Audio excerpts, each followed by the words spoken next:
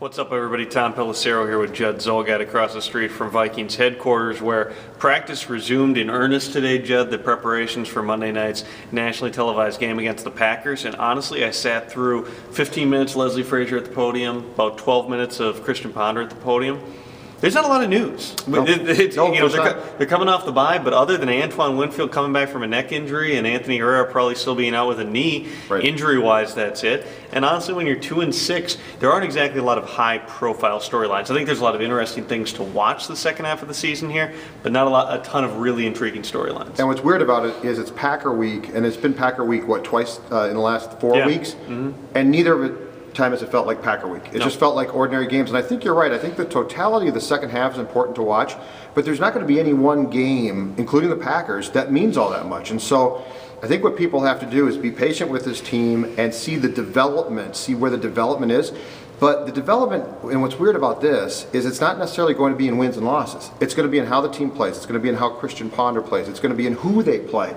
So even for the Vikings, it's a bit odd. I know last year was a tough year, but last year fell apart in such an odd way that you never really got your head around it. This year, you can really get your head around the fact that you need to watch these games as a whole, but no one game means that much. So let me put this hypothetical to you. If the Vikings end up having a chance on Monday night, how do they do it? Oh, they play really well on offense. They keep the Packers' offense off the field. I don't see any way, no matter how good a game the defense has, that the defense can be out there a lot and slow Aaron Rodgers. He's just playing too well. Even with Antoine Winfield back in that secondary is so depleted.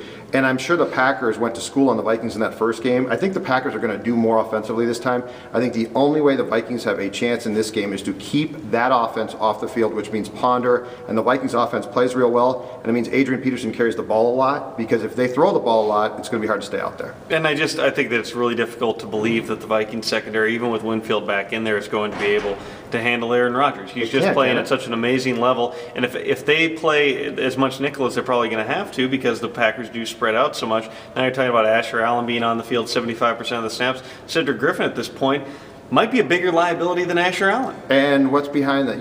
Marcus Sherrill's played well in that first Green Bay game, but you can't tell me that Aaron Rodgers hasn't sat down with a bunch of film and watched ways to pick that secondary apart.